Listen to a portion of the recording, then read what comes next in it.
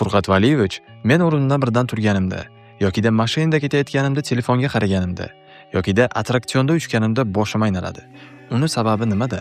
O'zi umuman hamma bosh aylanish sabablarini umumlashtirib turadigan bitta tomoni bor. Muvozanat markazimiz chiniqmaganligi. Ya'ni eshitish, ko'rish, harakat va muvozanat markazi bir-biri bilan svyazi bo'ladi, bog'liqlik bo'ladi. Bu narsa agar kelishgan holda ishlasa, bosh aylanmaydi. Chiniqishiga ko'proq muvozanat mashqlarini qilishimiz kerak.